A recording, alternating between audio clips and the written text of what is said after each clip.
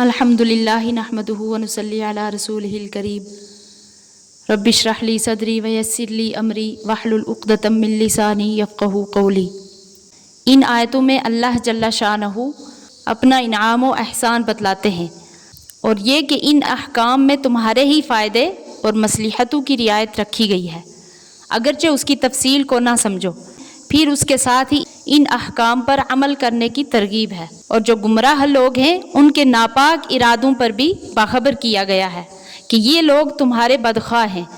جو تمہیں صراط مستقیم سے بھٹکانا چاہتے ہیں۔ اعوذ باللہ من الشیطان الرجیم، بسم اللہ الرحمن الرحیم۔ یرید اللہ لیبین لکم، اللہ چاہتا ہے کہ بیان کرے تمہارے لیے، ویہدیکم سنن الذین من قبلکم، اور چلائے تم کو ان لوگوں کے طریقے پر جو تم سے پہلے گزر چکے، ویتوب علیکم، اور معاف کرے تم کو،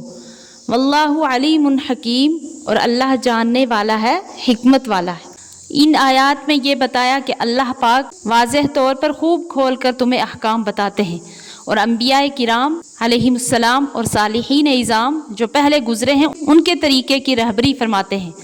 تو تم یہ نہ سمجھو کہ حرام و حلال کی تفصیلات صرف ہمارے ہی ذمہ ہیں،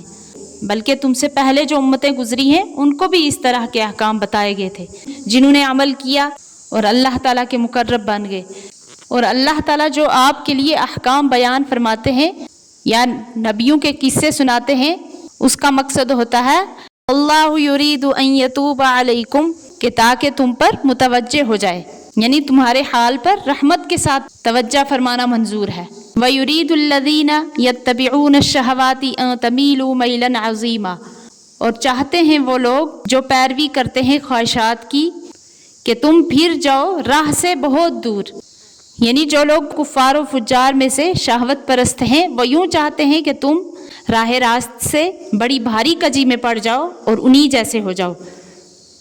تو اس لیے وہ اپنے فاسد خیالات مسلمانوں کے کانوں میں ڈالتے رہتے تھے۔ اور اللہ تعالیٰ کو احکام میں جس طرح تمہاری مصلحت پر نظر ہے اسی طرح تمہاری آسانی پر بھی نظر ہے، جیسا کہ ارشاد ہے یرید اللہ ان یخفف عنکم، اللہ چاہتا ہے کہ تم سے بوجھ ہلکا کرے، اور وجہ اس کی کیا ہے؟ وَخُلِقَ الْإِنسَانُ ضَعِيفًا، اس لیے کہ انسان بنا ہے کمزور، کیونکہ انسان بدن اور ہمت دونوں میں کمزور پیدا کیا گیا ہے، اس لیے اس کی کمزوری کے مناسب احکام مقرر فرمائے ہیں۔ اور تمہاری دقتیں دور کرنے کے لیے نکاح کے بارے میں ایسے نرم احکام دیے جن پر سب عمل پیرا ہو سکتے ہیں، اور اگر آزاد عورتوں سے نکاح کی طاقت نہ ہو تو باندیوں سے نکاح کی اجازت دے دی ہے۔ مہر کے بارے میں دونوں طرفوں کو باہمی رضامندی سے طے کرنے کا اختیار دیا، اور ضرورت کے وقت ایک سے زیادہ عورت سے بھی نکاح کی اجازت دی گئی،